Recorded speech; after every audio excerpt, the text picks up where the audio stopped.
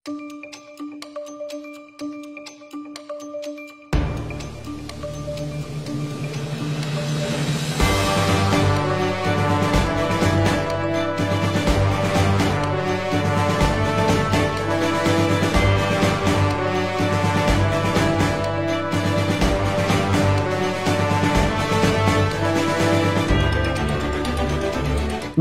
hapon.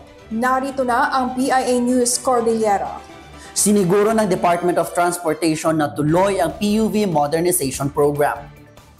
Gayunman, kailangan paigtingin ang pagbibigay ng tulong sa mga kooperatiba na nag-consolidate na pati ang mga grupong nahihirapang makabayad ng buwan ng hulog ng kanilang jeepney units. Una nang ipinag-utos ni Pangulong Ferdinand Marcos Jr. na bigyang tulong ang mga kooperatiba na pumasok na sa modernisasyon. Patuloy namang binibigyan ng pagkakataong makasali ang mga operator at tsuper na hindi nakaabot sa programa lalo na't ito ang kanilang pangunahing hanap buhay at pantustos sa kanilang mga pamilya. Bukas pa rin ang aplikasyon para sa mga operator at tsuper na hindi nakakapag-consolidate upang mabigyan sila ng provisional authorities para sila ay makapagsimula na muling makabiyahe. Patuloy din na pinag-aaralan ng ahensya ang mga critical na issue gaya ng mababang consolidation rate, loan default at mataas na presyo ng modernized units at pag-rationalize ng mga ruta upang maayos ang implementasyon ng PUV modernization. Kabilang sa mga gagawin ng DOTR ay ang pagbubukas ng modern units sa iba't ibang suppliers para ma-liberalize ang supply at mapababa ang presyo ng mga ito. Muling nagpaalala ang LTFRB Cordillera sa mga drivers ng public utility vehicles ukol sa mandatory na pagsusuot nila ng uniforme. Kasunod ito ng ilang reports na natanggap ng ahensya ukol sa pagsusuot ng ilang taxi drivers ng sleeveless at t-shirts habang naka-duty. Alinsunod sa Department Order No. 2017-011 ng DOTR, mandatory ang pagsusuot ng mga PUV drivers ng tamang uniforme. Bahagi rin ito ng tinatawag na grooming directive para sa PUV drivers at operators na naglalayong itaguyod ang professionalism at disiplina sa public transport sector. Masiguro ang mas madaling pagkilala sa mga otorisadong drivers at mapaganda ang overall commuting experience ng riding public. Para sa mga transport cooperatives o korporasyon na may prescribed uniforms, kailangang isuot ng mga drivers at operators ang mga uniforming aprobado ng kanilang organisasyon. Ang hindi pagsunod sa direktiba ay may katumbas na parusa na 5,000 pesos na multa sa first offense, 10,000 pesos sa second offense at 15,000 pesos at kanselasyon ng Certificate of Public Convenience sa third offense. Alinsunod sa direktiba ni Pangulong Ferdinand R. Marcos Jr., hinihikayat ng DILG ang mga pamahalaang lokal na magpasa ng ordinansa na sumusuporta sa pagpapatupad ng mga batas para sa regulasyon ng tobacco, vapor at vaporized nicotine products. Sa isang memorandum circular, iginiit ng DILG na ang ordinansa ay kailangang alinsunod sa batas at hindi dapat nakahiwalay ang standard sa pagbebenta, paggawa at distribusyon ng mga naturang produkto. Tinatasan din ng mga LGU na aktibong ipatupad ang Tobacco Regulation Act of 2003, Vaporized Nicotine and Non-Nicotine Products Regulation Act, Graphic Health Warning Law at iba pang kaugnay na batas. Hinihikayat din ng mga pamahalaang lokal na tularan ng mga alituntunin para sa smoke-free environment, designated smoking areas at ang pagpapakita ng graphic health warnings. Ipinaaalala rin ng DILG ang pagbabawal sa paggamit ng vaporized at non-nicotine products sa loob ng pampublikong lugar gaya ng elevators at hagdanan at hindi pagbebenta nito sa mga non-smokers at edad 21 pababa. Ang buwan ng Hunyo ay diniklarang National No Smoking Month alinsunod sa Proclamation No. 183. Mahigit 300 na mga kabataan mula sa iba't ibang panig ng bansa ang matagumpay na napabilang sa PMA Class of 2029. Mga bagong kadete dadaan sa maigting na pagsasanay.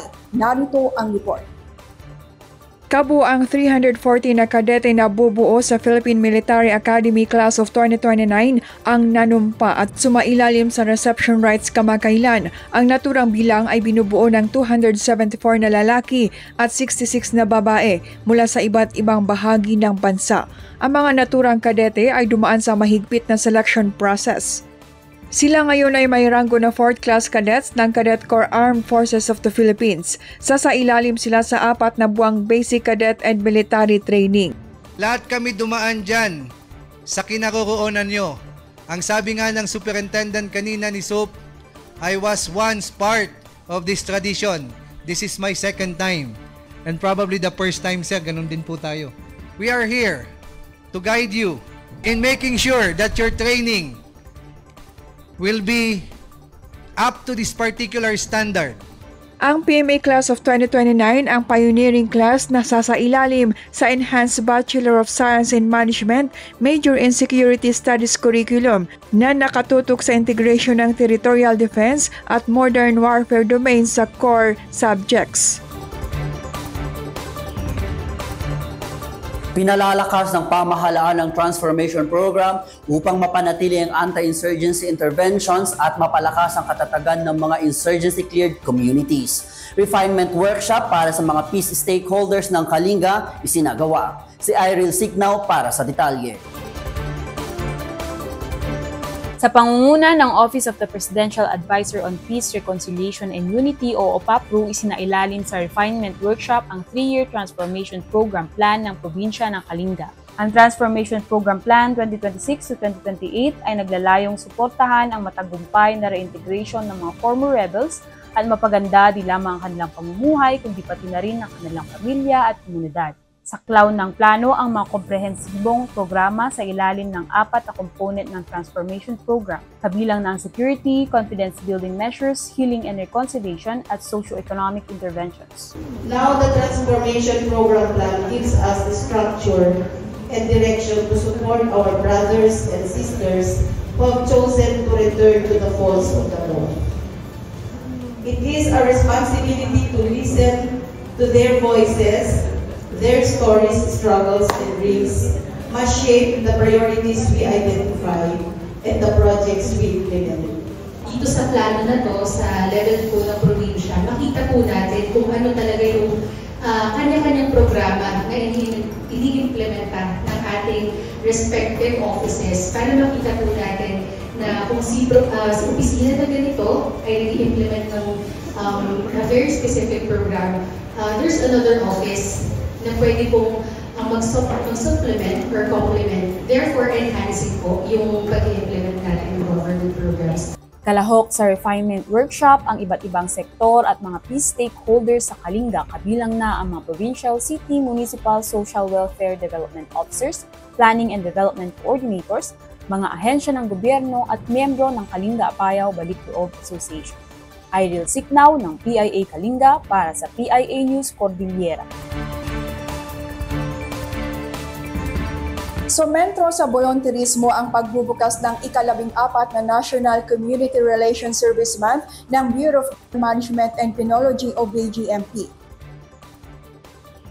Sa katunayan, lumagda ng Memorandum of Understanding ang BGMP at Philippine National Volunteer Service Coordinating Agency at ang BGMP-CAR at University of the Cordilleras nitong Hunyo 3. Layunin nito na itaguyod ang ugnayan at volunteerismo sa pagbibigay ng pagbabago lalo na sa buhay ng mga persons deprived of liberty.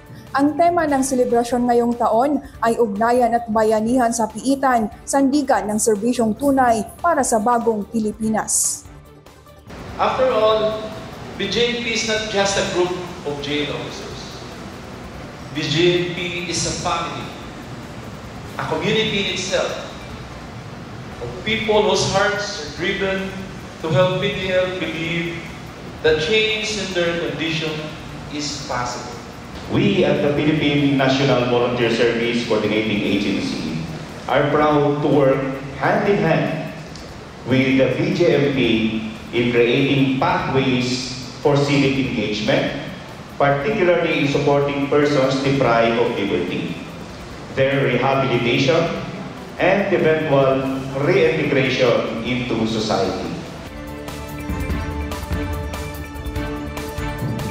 Tumaas ang vehicular traffic incidents na naitala sa Baguio City. Dahil dito ay hinigpitan ng pulisya ang mga hakbang maging ang pakikipag-ugnayan nila sa mga kinauukulan upang matiyak ang road safety. Narito ang report. Inigtingan ng Baguio City Police Office ang pagpapatupad sa mga batas trapiko at alituntunin upang hindi na tumaas pa ang bilang ng vehicular traffic incidents sa lungsod. Batay sa tala ng BCPO mula Enero hanggang Mayo 27 ngayong taon, aabot na sa 375 vehicular traffic incidents ang naitala sa lungsod, karamihan sa naturang bilang ay reckless imprudence resulting in damage to properties. Ang nasabing bilang ay mas mataas din kung ikukumpara sa 322 vehicular traffic incidents na naitala noong nakaraang taon. We have to act on it. May mga programs, may mga interventions po tayo para at least po ma-mitigate yung ating vehicular traffic incidents. Inilunsad din ng Baguio PNP ang Oplan Drive o Discipline, Respect, Infrastructure, Vigilance, Education. Layunin nito na mahikayat ang lahat ng kinauukulan na makibahagi sa kampanya ng pulisya upang mabawasan ang anumang insidente sa kalsada. We are encouraging the participation of all our partner agencies, our partner stakeholders in the community, because we see it as a shared responsibility. It is not just the responsibility of the traffic enforcers, of the police.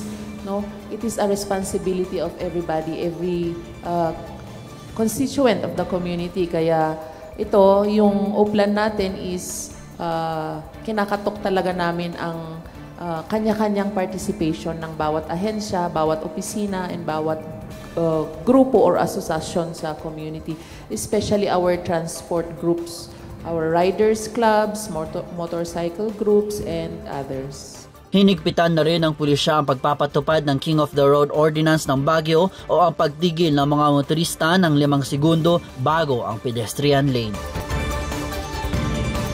Sumailalim sa 3 araw na training sa Baguio City ang mga local government units sa Cordillera upang buuin ang kanilang Smart and Sustainable Communities Roadmaps. Layunin ng inisyatibo sa pangunguna ng DOST CAR na mapalakas ang mga LGU sa pagbuo ng localized at actionable roadmaps para sa Smart and Sustainable Communities Program o SSCP. Sa SSCP na flagship initiative ng DOST, itinataguyod ang pagtatatag ng smart, resilient, inclusive at technology-driven communities sa pamamagitan ng pagsasama ng science, technology and innovation at local development, governance at service delivery.